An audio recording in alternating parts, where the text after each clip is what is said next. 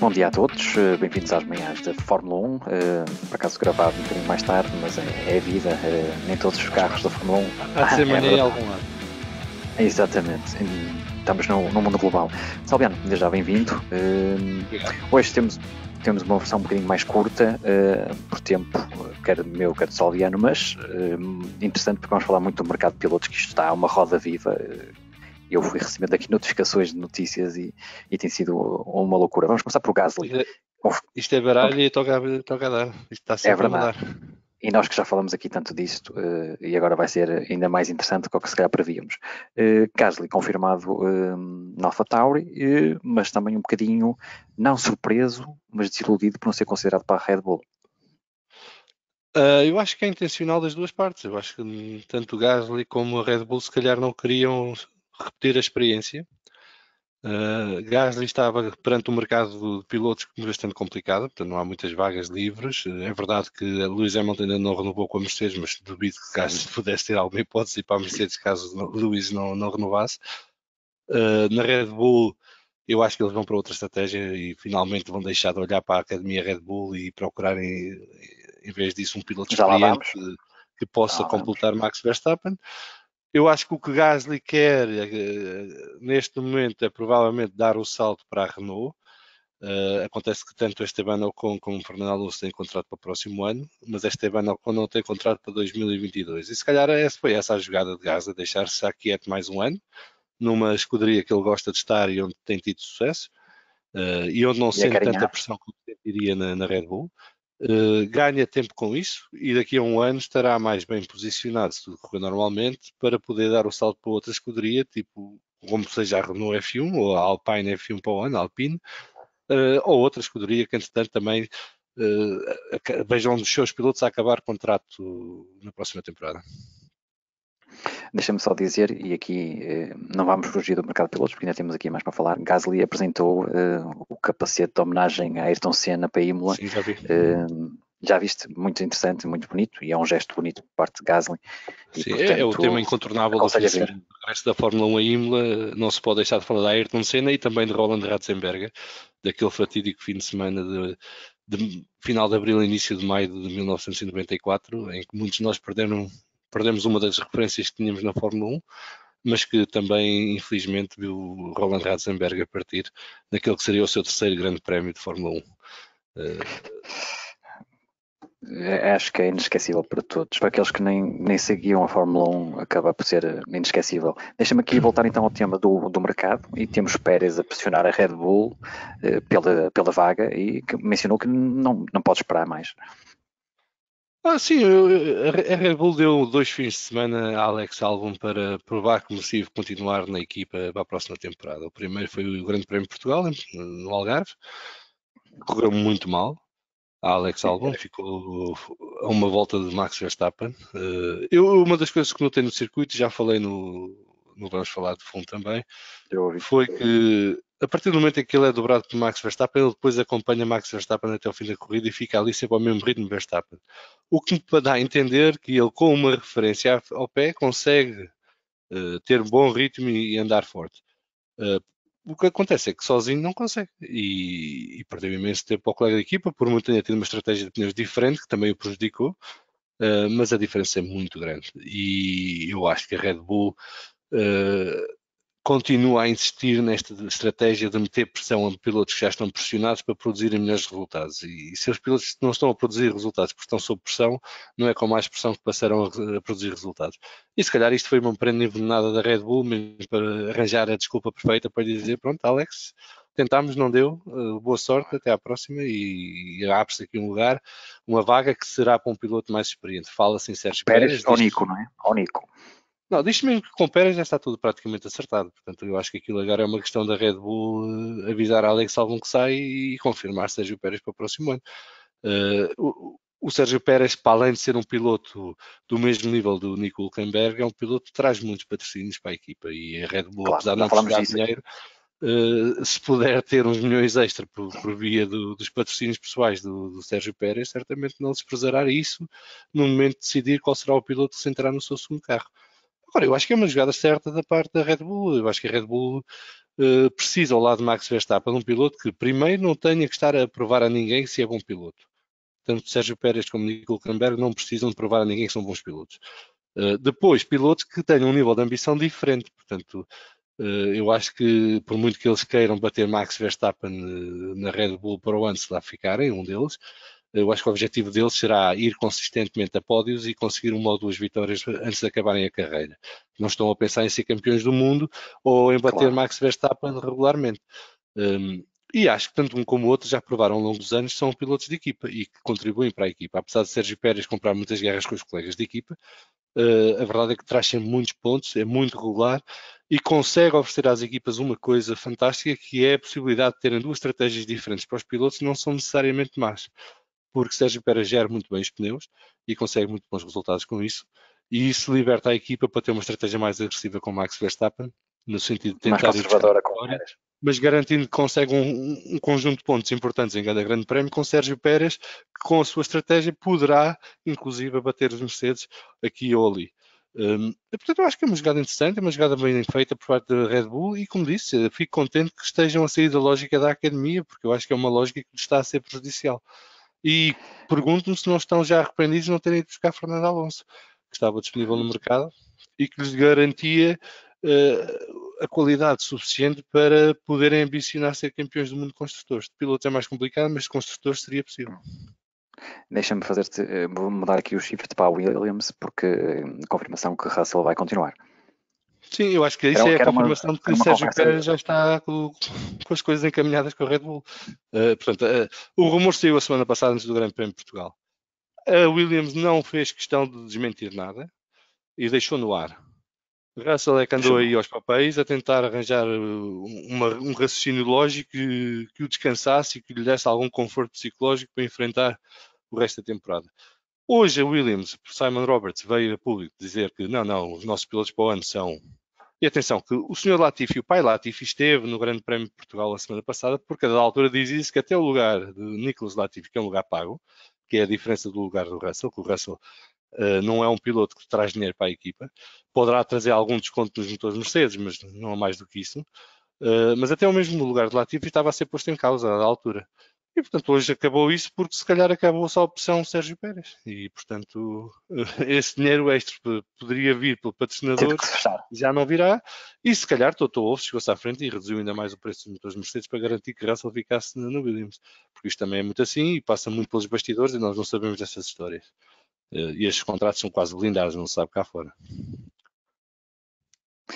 Deixa-me passar para outra equipa, que é a Alfa Romeo, que confirmou a manutenção de outros, algo que nós sabíamos que podia ali não acontecer, principalmente de Giovinazzi, mas está confirmado, portanto cada vez está-se a fechar os lugares todos, não para o ano, mas existem aqui algumas cadeias muito interessantes. Sim, a equipa é a Sauber, não é a Alfa Romeo. A Alfa Romeo é como se fosse o title sponsor da Sauber. Não, Ela tem atual, motores Ferrari. O que a Sauber fez nas últimas semanas foi jogar ao contrário, foi. Deixou cair o rumor que estaria potencialmente interessado em ter motores Renault para o futuro. E não sei se não terá começado algumas negociações nesse sentido com a Renault. E com isto meteu alguma pressão na equipa Ferrari para tomar decisões mais rapidamente sobre o futuro da relação com a Sauber. E então ontem na reunião em Maranello parece que chegaram a um acordo para pelo menos para 2021 a Sauber continuar com a Alfa Romeo e isso quer dizer que continuará com os motores Ferrari.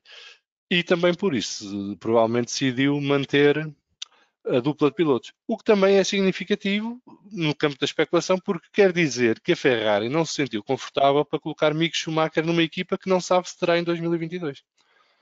Porque, lá está, a Sauber poderá querer foi o vir que com nós os falamos motores no de último programa. 2022. E portanto, agora Mick Schumacher fica como alternativa para a AS.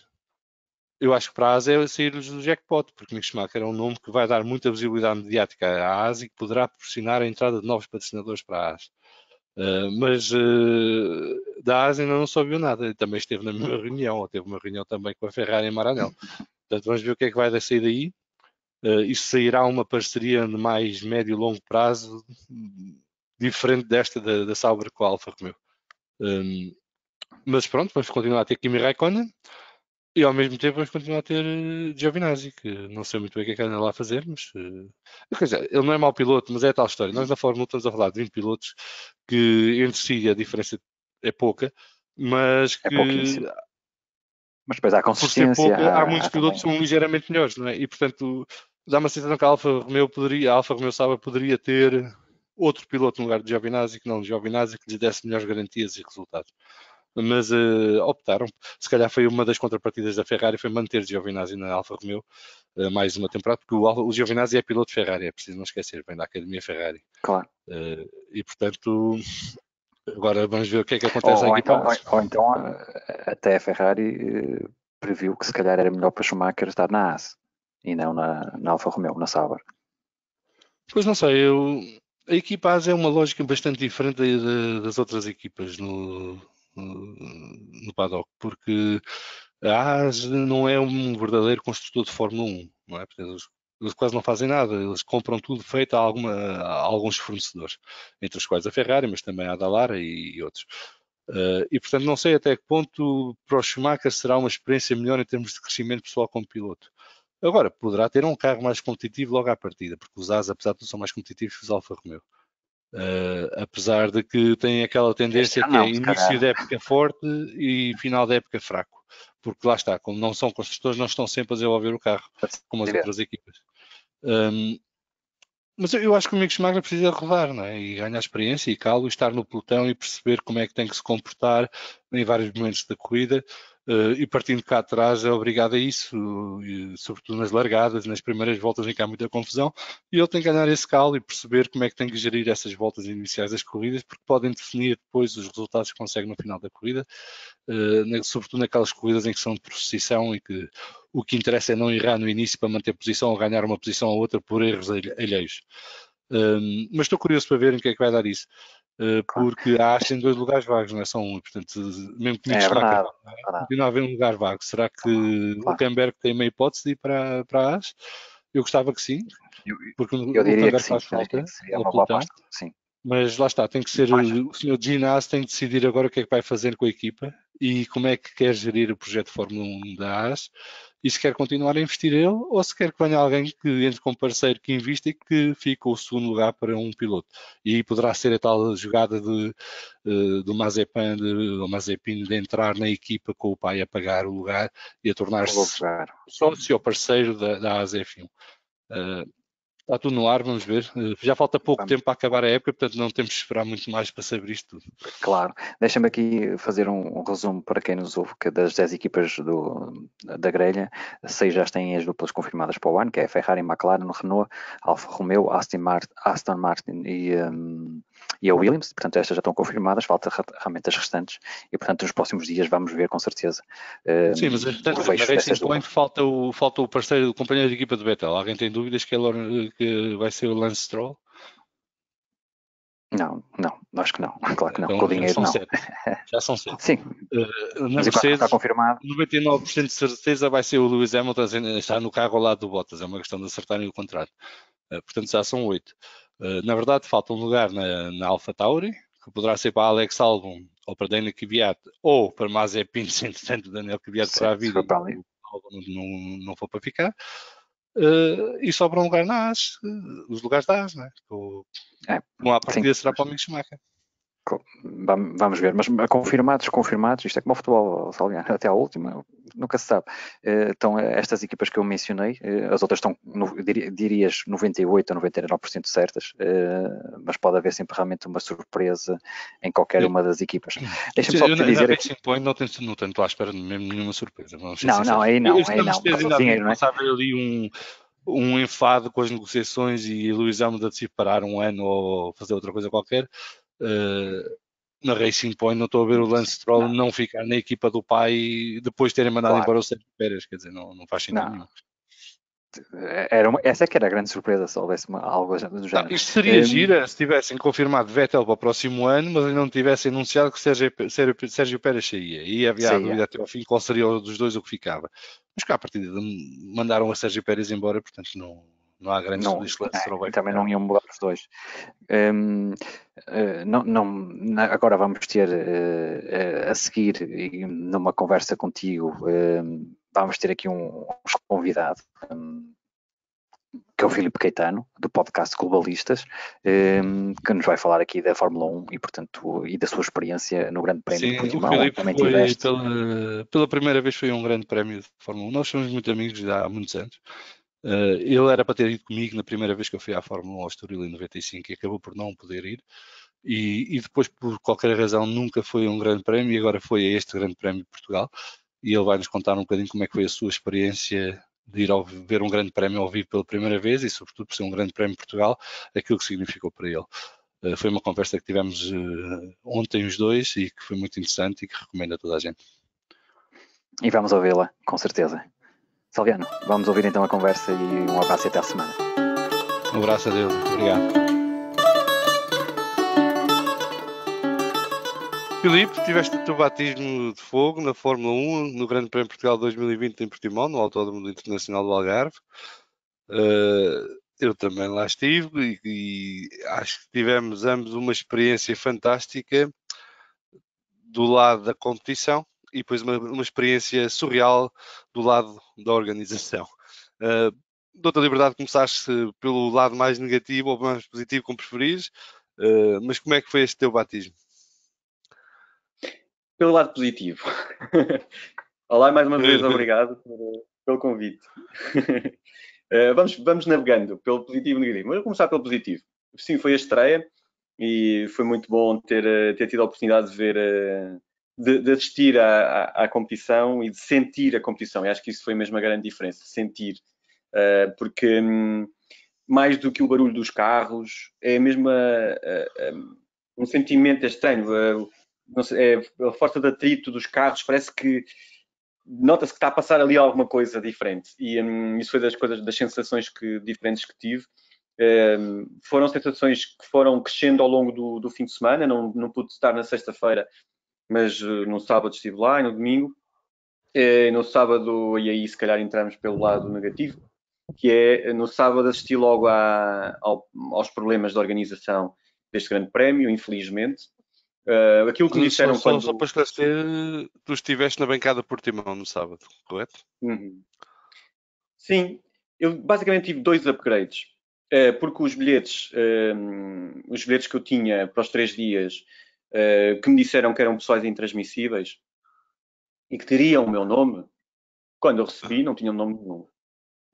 Tinham uma designação, esses bilhetes, entretanto, eram para Portimão 2, depois tiveram um primeiro upgrade para Portimão 1, mas quando eu cheguei, logo achei estranho ter que estacionar o carro num monte, num descampado, inclinado. Era um autêntico monte de terra, mas era aí, era portanto o parque para a Zona Vermelha, era um monte, bilhetes de 260 euros. Depois tivemos que andar 2 km, menos, tudo bem, ok, questões de segurança. À entrada da porta 3, a única coisa que nos pediam era para deixar as garrafas de água que não podiam entrar, nem comidas, e revistavam-nos detector de metais. Sim. Não me perguntaram a identidade, nada. Não me encaminharam para o lugar, eu procurei o lugar, vi um ou outro voluntário naquele lugar, é ali. Quando cheguei ao lugar, o meu lugar já estava ocupado. E perguntei-me, mas isto é assim? Okay, os senhores saíram do lugar, foram para outro sítio qualquer, mas ainda estava pouca gente que eu fui ser. Passado um bocado começou a juntar muita gente e de facto aquela bancada estava demasiado ocupada e tinha basicamente um bar e mais 2 barraquinhas. E Igual mais uma todas as barraca bancadas. mais uma. Não é igual a todas. Espera já que eu te vou contar Não, é assim. todas as do povo, as do povo. És do povo, és do povo, és do povo. E depois eu fiquei tão escandalizado com a falta de organização daquilo, porque tinhas que encontrar senhas de um lado, comprar senhas de um lado e para o outro, depois ninguém conseguia explicar, havia uma pessoa para explicar tudo, eram filas de um lado e do outro, tudo. As pessoas não havia distanciamento social, não havia. As filas eram caóticas, fila para a casa da banho era do mesmo sítio para os bares. Aquilo parecia autenticamente um festival de verão mal organizado. Como se não houvesse pandemia. A única coisa que eu percebi, talvez houvesse pandemia, não sei se entretanto tinha sido transportado para outro tempo qualquer, é que as pessoas estavam a usar máscara. O que é que eu fiz? Filmei, denunciei nas redes sociais, enviei para a TVI, fizemos notícia disso e pronto, e depois sabe-se o que é que aconteceu a seguir. Houve uma pressão mediática, no fundo, para mudar as restrições. A bancada estava completamente cheia, não havia distanciamento social absolutamente Sim. nenhum. Eu estava na Sol Verde e foi uma das coisas que me impressionou foi que a Portimão parecia repleta de onde eu estava. Estava repleta, completamente, até da última à primeira linha, estava cheia. Era estádio cheio, a bancada cheia. Portanto, a bancada cheia. E claro que não, eu acho que foram para ali muitas pessoas que vieram de outros lugares, se calhar que estavam no peão, não faço ideia. Como eu, que estava na Portimão 2, fui para a Portimão 1, estava fixe, estava numa zona que via bastante o circuito, zona mais acidentada, acho que era um bom sítio para ver. Apesar de depois havia um pormenor que eu também não gostei, que o painel gigante havia só um, via-se mal, não havia relatos da emissão, portanto, não havia internet. E chamar-lhe gigante. Sim, não era gigante. Tinhas que. Eu mesmo só gigante em comparação com a televisão da sala, porque... Não era gigante. E depois, em cima disso, como tu sabes, nós nem conseguimos encontrar-nos lá porque. Sim, ficámos impedidos de passar. Não, eu não tinha rede de telemóvel. Portanto, nunca tive rede de telemóvel. E, portanto, não conseguia saber absolutamente nada sobre o que estava a passar. Eu ia contando, ia vendo, tentando interpretar o que estava lá no ecrã, não sei o quê. Pronto, foi assim, tudo bem. Para sair mas gostei da experiência dos treinos, gostei do sítio onde estava, da sequência de curvas, gostei do autódromo em si, ou seja, tudo aquilo que aconteceu dentro da pista foi interessante, mesmo aquele atraso que houve por causa da sarjeta, enfim. Isso foi tudo interessante, tirando a questão, tudo que aconteceu dentro da pista foi bom, tudo que aconteceu fora da pista foi mau. Depois para sair do autódromo foi enfim, várias horas para sair, lá do Parque de Terra Batida. No dia seguinte, nós percebemos que tínhamos que mudar a estratégia e fomos de autocarro. Percebemos que dava para apanhar o autocarro na Marina de Portimão. Fomos até à Marina de Portimão e não tinha quase ninguém lá. Tinha um bom parque de estacionamento. E tinha autocarros. Sim, porque eles não explicaram como deve ser aos portadores de bilhete. Eu vim a saber a posteriori que havia 70 autocarros a fazer o serviço de shuttle de Portimão para o circuito. E eles nunca explicaram isso muito bem. Parece que a senhora Presidente da Câmara falou nisso na sexta-feira à noite no telejornal. Mas isso é para quem viu o telejornal. E eu não consigo perceber como é que não nos mandaram um e-mail com informações úteis quando tinham os e-mails de toda a gente. Não é? E depois ficamos a saber, a posteriori, que havia estes tais 70 autocarros que tinham uma capacidade limitada devido à pandemia, mas que ainda levavam bastantes pessoas cada autocarro, que nos levariam do centro de Portimão ao autódromo e de volta, se fosse caso disso. E portanto isso é outra falha que para mim eu acho incompreensível, como é também uma falha, desculpa que diga, sobretudo no sábado. No domingo é tem menor impacto, mas no sábado, nos treinos, especialmente na qualificação, não haver uma informação ao público. Primeiro que a qualificação está atrasada 30 minutos. Tivemos todos a descobrir pelo telemóvel quem tinha rede e depois passar a palavra. E depois, não darem um enquadramento, quer dizer, acaba a Q1, são eliminados 5 carros. Quais foram? Não dizem. O ecrã gigante não dá para ver. Q2, acaba, mesma história, não dizem. O ecrã gigante não dá para ver. E no fim, eu, por exemplo, eu só percebi que o Hamilton tinha batido a volta já depois de ter acabado a qualificação a sério, quer dizer, já passaram uns minutos largos, porque eu, quando vejo o Hamilton a passar a última vez devagar, pensei que ele já tivesse ido para a boxe.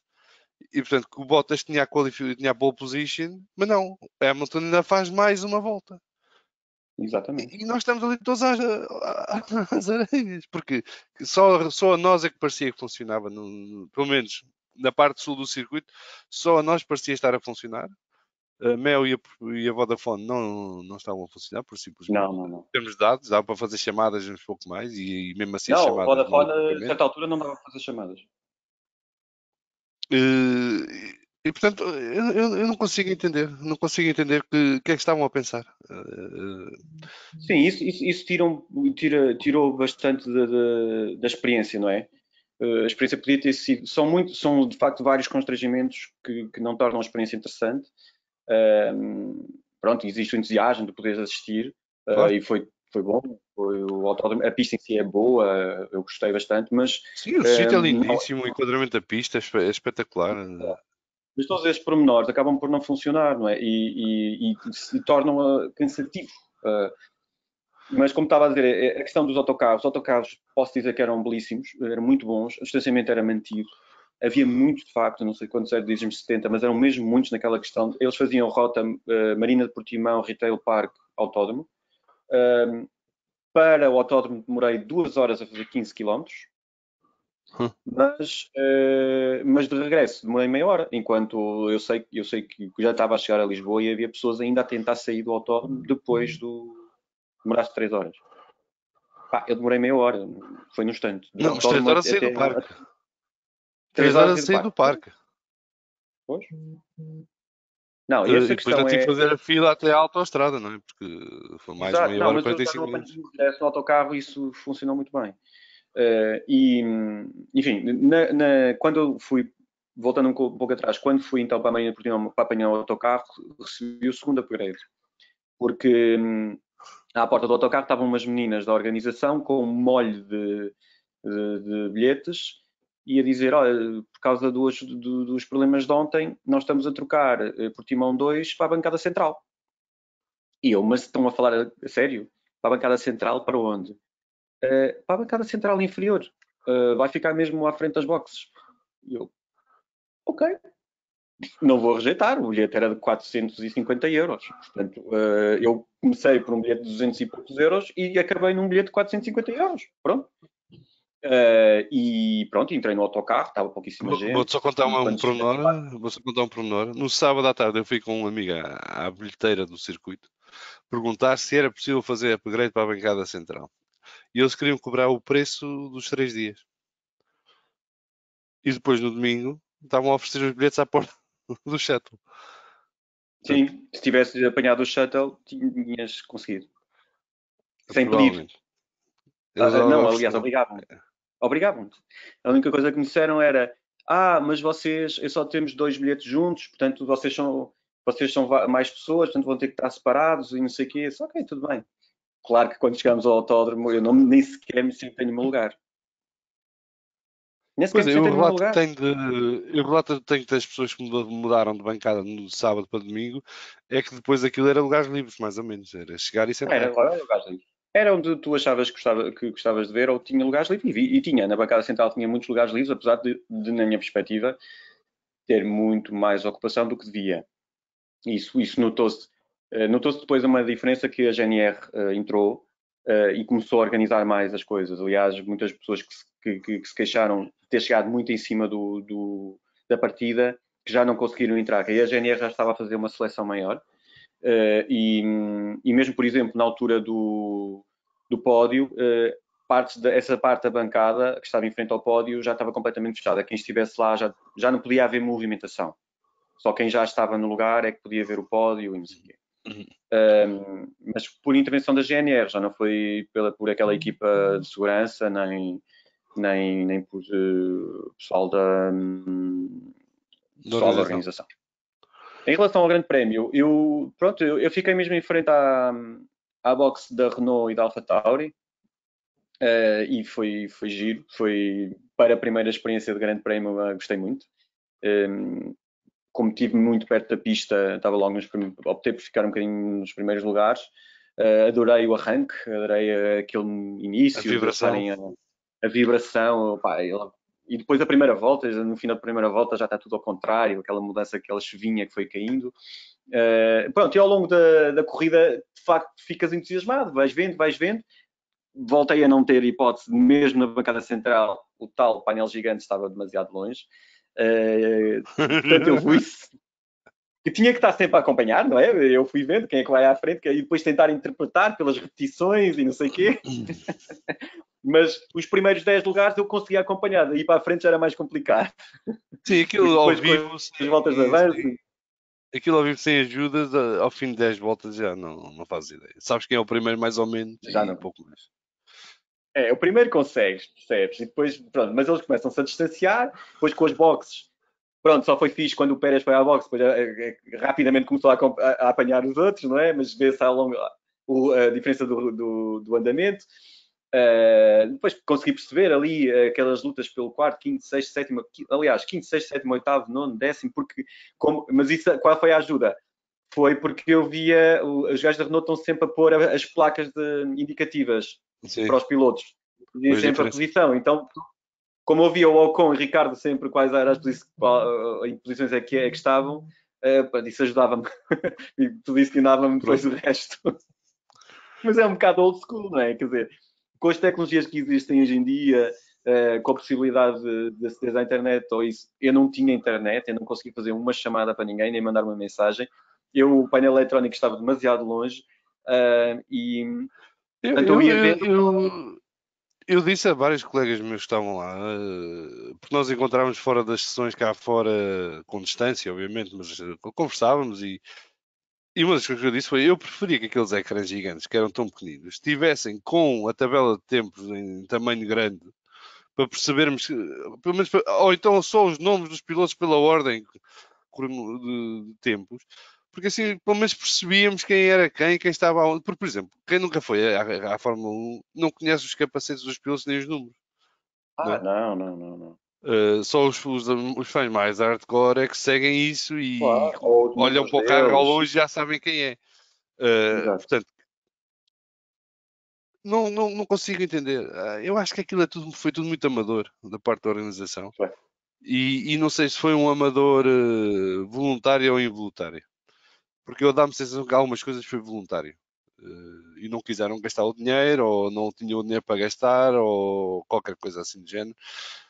E depois, uma das coisas que eu fiquei sem perceber lá, e agora já percebo melhor um bocadinho, é que no sábado já me dava a sensação que estávamos perto dos tais 27.500 nas bancadas e no envolvimento do estádio. E aquilo nós demorámos meia hora para chegar ao circuito e meia hora para sair. No domingo, supostamente seríamos 27.500 e aquilo foi um caos, ninguém se entendia. Eu pensei ao princípio que fosse... Mas eu pensei ao princípio que fosse, eles tinham mudado meios da GNR de fora para dentro do circuito por causa da questão do problema que houve na Portimão 1 e Portimão 2. Mas isso também não justifica aquele atraso todo. E portanto, aquilo deve ter tido muito mais público do que devia ter. Ou seja, eles não cancelaram bilhetes nenhuns, nem devolveram dinheiro a ninguém. Portanto, foi tudo a guardar o dinheiro que já tinham recebido ao máximo. Não sei se porque já o tinham gasto ou porque precisam dele para outras coisas, mas a verdade é que não houve esse esforço. Quer dizer, e depois houve aquelas nós falámos já no podcast e o último Chicane também fala muito disso. Por exemplo, só dos portos de envio. Nós pagámos todos 20 euros por portos de envio. Eu não recebi o bilhete em casa. E o bilhete vem pelo CTT Express, não custa 20 euros, custa 6 ou 4, ou lá o que é. Portanto, eles podiam ter dito que há uma taxa de serviço de 20 euros e acabava a discussão. Mas não, chamaram-lhe que era portos de envio. Então, agora eu tive que levantar o bilhete ao Museu de Portimão. Onde é que estão os meus 20 euros? E depois alguém disse: não, tinhas que pedir. Eu, não tenho que pedir. Eles têm que devolver. Porque se cobraram uma taxa por um serviço que depois não executam, têm que devolver esse dinheiro. Não temos que ser nós a pedir agora um a um, faz favor, me dinheiro.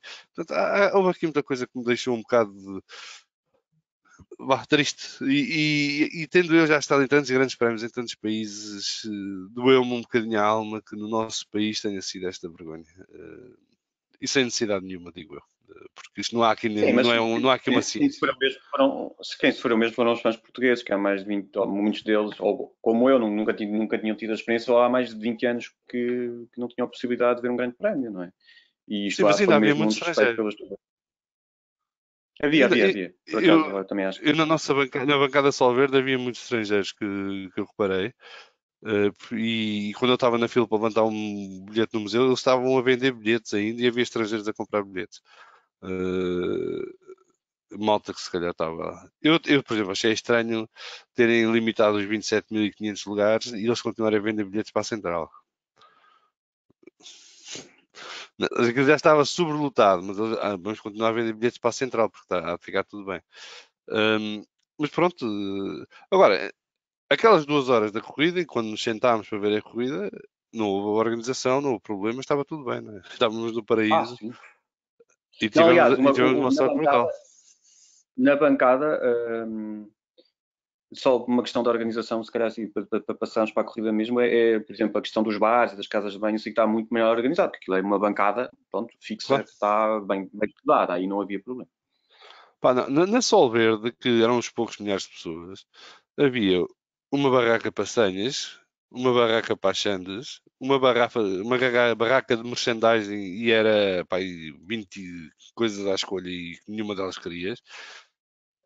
Tinhas uma barraca da Delta, barraca não, como é que se Um diz? Um quiosque. outro lado da Delta, um quiosque, um da Bandida do Pomar, e depois tinhas 10 casas de banho, daqueles cubículos. As casas de banho tenho a dizer que, opá, para as circunstâncias não foi mal de todo, costumavam estar limpas e podias usar, digamos assim. Não é aquilo que nós vimos em festivais, gente, que ao fim de meia hora já é para esquecer. Sim. Depois, na Salveira, a sorte foi que tanto a da Delta como a da Bandida do Tomar tinham filas muito pequenas, 4, 5 pessoas. Eu nunca fui para nenhuma fila que tivesse mais de 4, 5 pessoas, porque era a única maneira que eu tinha de garantir pelo menos 1,5 m, 2 metros de mim para a pessoa à frente. E nessas duas tive sorte que não tinha, e portanto dava para ir comprando café, água, sumos, o que quisesse beber. Para comer é que era mais complicado. Eu no sábado estive no autódromo das 10 às 4 mais ou menos, e tinha tomado pequeno almoço às 8h30 e depois almocei às 5 e tal. Porque lá no autódromo não dava. No domingo já consegui meter umas bolachas no bolso, já deu para aguentar um bocadinho, mas também foi mais ou menos o mesmo género. E o que eu acho extraordinário é que eles tenham retirado a comida e a bebida às pessoas e depois achassem que uma barraca de cada coisa dava para as milhares de pessoas que estavam lá dentro e que tinham que. Portanto, se as pessoas não aldrabassem, né, e não, muitas delas entraram com comida, bebida não, mas comida conseguiam entrar. Mas se as pessoas não aldrabassem, aquilo tinha sido um caso ainda pior, porque depois, se as pessoas tivessem mesmo que comprar comida àquelas filas, ainda hoje lá estavam, não é? É o que eu acho que aconteceu no sábado, não é? No sábado ou no domingo? Não, no sábado aconteceu, não, aconteceu a cena das Na tua pessoas, bancada. sim, que as pessoas não sabiam que não sabiam que condições é que iam encontrar, não é? A Claro, questão claro, claro. da comida, não sei o quê, e claro que as pessoas, e com certeza as pessoas já levaram comida porque havia forma das coisas entrarem lá dentro porque percebemos como é que Não, era a vamos ser revista à sinceros, entrada. aquela revista era uma brincadeira, não é? Ah, bem, Tu no casaco entravas com o que quisesse. Podias pôr o que quisesse no bolso é do exato. casaco, desde que não tivesse à vista, entrava. Sacos abrias, Pois, tivesse a garrafa à vista, tirava, de resto não viam mais nada, podias lá ter uma pistola. é isso, é isso. Uh, Quer dizer, mas enfim, adiante.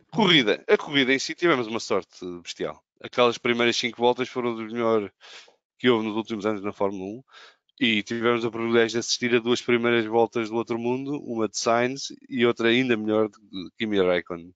Estavas na linha de partida, aquilo começou logo o festival, logo aí, no arranque. Logo. Como é que foi isso? Sim, foi. Eu devo confessar que eu parecia um miúdo. Estava mesmo entusiasmado com aquilo e o barulho em si. De facto, fiquei muito contente por ver aquelas voltas. Logo na partida percebi que houve carros que partiram melhor que outros e depois consegui, vendo pelo ecrã, estava não sei, que os Mercedes não estavam a conseguir acompanhar o ritmo, enfim, vi de facto o Raikkonen já a subir lugares e no final da primeira volta nem queria acreditar o que é que estava a acontecer. E aquelas voltas, depois foi pena, havia entusiasmo na bancada em relação ao Sainz, havia muito entusiasmo e as Acho que em pessoas todas as estavam bancadas. contentes. Acho que, pronto, pelo meu o sítio onde eu estava, de facto, as pessoas estavam muito satisfeitas com a novidade, com a surpresa, não é? E pronto, depois houve ali um bocadinho de anticlímax porque voltou só àquilo que toda a gente. Ao normal. O que acontece sempre. Né? Sim, aquilo foi pena não Mas ter subido mais 10 em relação ao minutinhos. Raikkonen foi engraçado, porque ele foi ganhando lugares e depois foi perdendo muitos lugares. Assim, não, ele começou a perder pelo lugar, mas assim, no princípio da corrida, com o tal chuvisco, os pneus macios eram muito mais rápidos que os médios e foi isso que baralhou tudo, não é? E depois, quando parou de chover e a pista começou a secar, os médios gradualmente ficaram mais rápidos e repuseram a ordem normal das coisas. E aí o Raikkonen, obviamente, como o próprio Sainz perdeu 2 ou 3 lugares, passou para trás do Verstappen. Na altura, o Raikkonen também começou a andar para trás, passou para o seu lugar normal, digamos assim, na corrida. É um bocadinho acima do normal. Mas aquelas primeiras 5 voltas foram um sonho, porque aquilo estava, Foi pena acontecia não muita ter coisa. subido mais, não é? Era mais 10 minutinhos, 10 minutinhos e aquilo mudava a corrida de vez, porque depois obrigava os médios, os carros com pneus médios a ter que mudar de pneus, não é? E a estracar a Não, é isso, estratégia. a minha expectativa era essa. Foi logo o primeiro comentário. Eles vão ter que mudar de pneus, mas depois a chuva não ficou Não, é que bastava aquela e morrinha, não é? Bastava a morrinha porque os yeah. pneus médios já não conseguiam chegar à temperatura ideal para funcionar. E então quem estava de médios tinha a opção, ou arrastava-se na pista até parar e secar, e perdia imenso tempo para quem tivesse de macios, Uhum. ou iriam às boxes trocar pneus para macios para serem competitivos. De qualquer das Yeah. maneiras, mudava logo a estratégia toda e dava um free pit stop a quem estivesse de macios. Mas pronto, Exato. não deu, não deu. Não, e mesmo no fim também, a certa altura, podia ter chovido também um bocadinho, não é? Porque depois acabou por chover só passado 15 ou 20 minutos. Depois de acabar a corrida. Depois de acabar, depois de acabar. Sim, aliás, o pódio é todo feito à chuva. Mas pronto, eu tenho sempre falado do meu menino Gasly, não é? Que eu acho que ele também fez uma Fez uma boa boa, corrida. teve um bom desempenho. E Checo Pérez, não é? Que é um piloto incrível e também tem um bom carro, obviamente. Mas há aqui desempenhos que são bons. Eu na questão da chuva também falamos sempre na questão do. É aí que se nota também a diferença do piloto em relação ao carro, se tens mãozinhas, se não tens. E é claro que a experiência do Raikkonen veio ao de cima também, nessa altura, porque ele tinha pneus melhores que os outros, mas ele, aquelas ultrapassagens todas, não é para, não é, Aquilo não não foi é para só todos. experiência. Aquilo não foi só experiência. Aquilo teve um momento de inspiração Uhum. e tu se vês a on-board dele, ele há ali 2 ou 3 momentos que podia facilmente ter perdido o controle do carro e se calhar provavelmente Sim, o Raikkonen normal eh, aí teria cometido um erro, teria travado e deixado de passar. Ele naquele dia estava inspirado e foi com pois tudo é, e conseguiu sempre manobrar o carro para o sítio certo, que é é verdade. impressionante, não é? Eh, e eu disse ontem no Vamos Falar de Fundo que, quer dizer, Carlos Sainz igual à volta do Senna em 93 em Donington, mas é eclipsado pela volta do Raikkonen que faz o que faz uma volta e 500 Pois metros, é. seja, quer dizer, vai de 16º para sexto e a maneira como ele Uhum. passa os vários carros e como ele controla o próprio carro é brutal, é impressionante.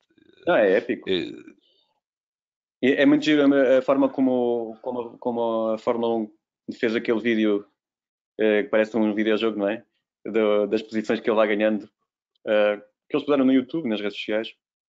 E eu acho que é não daqueles vi, vídeos não que vi. ficam para a história, não é? É um vídeo muito giro, porque eles puseram no canal oficial do YouTube, que é só a volta vista dentro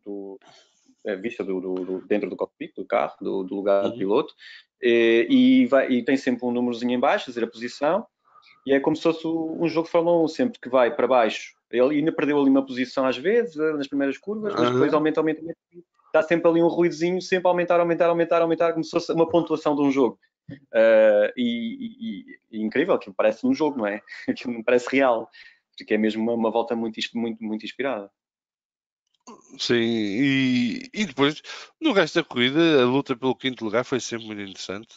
Tinhas o Sainz, o Pérez, o Gasly e o Ricciardo sempre ali juntinhos, em despique e a alternarem entre eles quem estava na frente. E isso foi mesmo até ao fim, né? Porque Pérez perde o quinto lugar a 2 voltas do fim para o Gasly e depois acaba por perder o sexto lugar para o Sainz já na última entrada para a última volta. Porque também estava numa estratégia diferente de pneus Sim. e estava noutra circunstância de corrida que não estavam os outros dois. E o Ricciardo também sofreu um bocadinho porque parou mais cedo que os outros e no fim já não tinha pneus para aguentar o ritmo. Mas acho que a grande parte da corrida, aqueles 4 pilotos estiveram ali juntinhos, sempre muito perto e sempre a um ritmo muito, muito alto. E isso também foi interessante. A grande desilusão, se calhar, foi o Alex Albon, para além do Valtteri Bottas, mas o Bottas já estamos habituados a vir ao disto ao mesmo, mas Albon que estava sob pressão para justificar a sua manutenção na Red Bull no próximo ano, perdeu aqui a primeira das 2 corridas que tinha como oportunidade. É. Uma volta para o Verstappen é um bocado exagerado, não é? Dói. E dói. E eu não vejo o futuro dele muito auspicioso na Red Bull. Não estou a ver. Acho que ele não tem lidado, aliás, toda a época não tem lidado com essa pressão. Nós acabamos de saber, não é? Foi ontem que foi anunciado que o Gasly renovou com a AlphaTauri, embora eles tenham sempre esta oportunidade de mexer as peças, não é? Eu acho que o Gasly não quer Mas voltar à Red Bull também. Não é só a Red pois, Bull não querer o Gasly, eu acho que o Gasly não quer voltar à Red Bull. ele está E ali, acho ele que, está feliz ali. claro, não, a Red Bull é a equipa do Max Verstappen, não é? E funciona toda à volta do Max Pois, Verstappen, para além de que o Verstappen em pista é o monstro que é, fora de pista congrega tudo à sua volta e portanto, quem for o segundo piloto da Red Bull não está ali a fazer grande coisa, não é? Acho que é uma na lógica de ser o Pérez ou o Hülkenberg aí para o segundo carro já é diferente, porque são pilotos que já estão um bocado a borrifar para isso, não são pilotos em uhum, fase de afirmação e portanto veem isso como uma motivação a estar num carro competitivo que lhes possa dar uma vitória aqui ou lá. No caso do certo. Hülkenberg até seria um pódio, que nunca teve. Uh, mas para um miúdo como o Alex Albon ou como o Pierre Gasly que querem afirmar-se e que são, vamos lá, eles não vêm das categorias inferiores como Zequinhas, não é? Vieram como pilotos ganhadores e habituados a lutar pelas vitórias. E na Red Bull não Não, conseguem foram lutar vitoriosos. contra o colega de equipa. E depois a mim custa-me perceber como é que Helmut Marko e Christian Horner acham que resolver o problema a um piloto que está já super pressionado é meter mais pressão em cima para ver se o ajudam. Quer dizer, mais valia despedirem o rapaz e pararem com o sofrimento, que estarem a fazer isto a miúdo. Não, e a Fórmula, sem dúvida que a Fórmula 1 tem um pendor de psicológico também sobre os pilotos muito forte, não é? Isso está mais que estudado. E neste momento, se nós há pelo menos dois casos em que isso é mais que evidente. O caso do Albon e o caso do Vettel há ali bloqueios, não é? E são Sim. diferentes, obviamente, os pilotos. O Vettel tem um passado completamente diferente e pronto, já sabe que vai para outra equipa. E é quase, mas é inexplicável, não é? E aquele bloqueio psicológico que ele tem acaba por atrapalhar a sua performance, na minha perspectiva. No caso do Albon, ele é um piloto diferente, obviamente muito mais jovem, mas que não está a lidar. Eu acho que não está a conseguir lidar com esta pressão e, sinceramente, acho que ele não vai conseguir lidar. Não, eu acho que ele vai provavelmente ser companheiro de Pierre Gasly na AlphaTauri para o ano. E aí terá uma oportunidade de mostrar o seu valor de forma mais definitiva, como Pierre Gasly tem mostrado desde que voltou para a AlphaTauri também. Vamos ver quem será o companheiro de equipa de Max Verstappen. Há rumores que Seja o Pérez. será Sérgio Pérez. Não sei se é uma boa jogada, porque Pérez não é necessariamente um piloto pacífico, ele compra guerras, não é, com os companheiros de equipa. Nada. E está a ser. E depois tem aquele ar de filho da mãe, não é? Que Tem faz confiança. santo, mas eu não fiz nada. Não, a Nada. casca de banana caiu do meu bolso, mas eu não fiz nada. Ok? Uh, e depois põe aquele laranjado, mas o que é que aconteceu? O que é que se passou? Batem três Nada. carros, mas não sabe o que se passou. Quer dizer, portanto, não sei até que ponto será uma jogada certeira da Red Bull meter um Sérgio Pérez ao lado do Max Verstappen. E acho que o próprio Em termos Max não sei se competitivos até que dentro da ponto vai querer equipa manter. seria interessante, não é? Porque mesmo se tiveres, em termos competitivos, enfim, seria alguém que não teria qualquer problema em fazer frente ao Verstappen, não é? Em fazer frente, tipo, não ligando a Sim, sim, isso, sim. não é? Ok, o Max está lá na dele e eu Sim, estou na minha. e não vai deixar passar, não é? E se Ai estiver não, à frente, prefere bater para deixá-lo passar. E por isso é que eu digo que também para a Red Bull não sei até que ponto será. Eu estou contente que a Red Bull finalmente saia do espírito da lógica da academia, não é? E que olhe fora e que contrate. Eu já disse numa vez que eu acho que a Red Bull deve estar mais que arrependida de não ter ido buscar o Alonso para a equipa, porque o seu objetivo é lutar pelo campeonato do mundo de construtores. Verstappen e Alonso são uma dupla que dão garantias, não é? Porque a questão é que tu tens um piloto como o Verstappen e o Alonso no carro e tu muitas vezes consegues pôr os dois à frente do segundo Mercedes. Podes yeah. não conseguir ganhar tantas corridas, mas à frente do segundo Mercedes consegues meter o segundo carro e depois isso já te compensa em termos de campeonato do mundo de construtores. E eu acho que eles perderam uma oportunidade de ouro, tendo o Alonso no mercado disponível, não ter ido buscar. E agora estão condenados a ir buscar Sérgio Pérez ou o Nico Hülkenberg, porque é o que sobra. Não são maus os dois, obviamente, mas é o que sobra. Gosto mais do Pérez. Sim, vamos ver. Eu estou curioso para ver. A Alfa Romeo hoje já anunciou que vai continuar ligada à Sauber, e quer dizer que a Ferrari continuará envolvida nisso. E já se diz que provavelmente não mudam os pilotos da Alfa Romeo este ano, que seria uma surpresa, porque já se esperava que pelo menos o Mick Schumacher ou Carlos Milot iriam para a Alfa. Mas Se sendo se o confirmar Raikkonen? isto, continua o Raikkonen e o Giovinazzi. Sim, mas a possibilidade de sair seria quem? Seria o Raikkonen? Não, era o Giovinazzi. O Raikkonen acho que eles sempre quiseram Ou renovar. tiravas o italiano? O Giovinazzi, não precisa dizer, o Giovinazzi também não tem feito nada de jeito, acho que lá está. Quer dizer, Não, tirando aqui uma corrida é só aqui ou simpático. ali. Sim, É simpático. tudo bem, mas aquilo não é concurso de Miss Simpatia. Não, mas tens o Giovinazzi. Nas várias equipas tu tens o Giovinazzi, tens o Grosjean e tens o Kvyat e tens o Latifi. Quando tens esses, pronto, qual é o critério? São pilotos que não estão a O nível dos Grosjean outros. é um bocadinho diferente desses dos outros, porque o Grosjean era um piloto com grande potencial, ganhou a Fórmula 2 2 vezes, portanto, ele teve na Fórmula 2, foi campeão, foi para a Fórmula 1, foi companhia de equipa de Alonso, foi terrível para ele ser companhia de equipa de Alonso, porque não, é impossível para um rookie. Não, o Hamilton fez isso em circunstâncias muito especiais, para além de ter muito mais talento que o Grosjean, mas tinha a equipa McLaren toda por trás dele e Ron Dennis a apoiá-lo afincadamente. Romain Grosjean não era, nem sequer cheirava, né? Porque era a Renault de Briatore com Alonso no outro carro.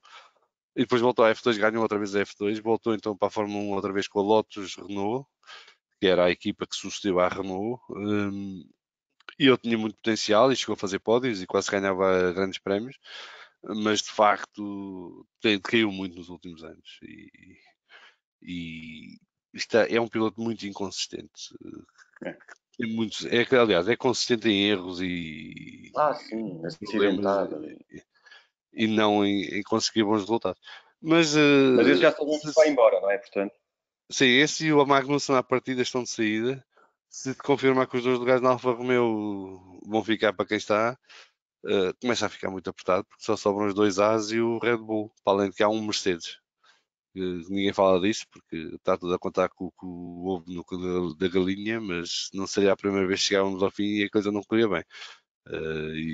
E eu estou a achar muito estranho, estamos já em novembro praticamente, e o Lewis Hamilton continua sem contrato para janeiro. Aí estamos a falar, porque o contrato acaba a 31 de dezembro. Vamos ver. Eu acho que ele quer continuar e quer bater o recorde de Schumacher, mas nunca se sabe. Mais algum apontamento sobre a tua estreia ao vivo na Fórmula 1? Agora queres mais, não é? Não, acho que é o essencial. Quero mais. A partir de agora quero mais. Pronto, então temos que combinar ir a outros grandes prémios.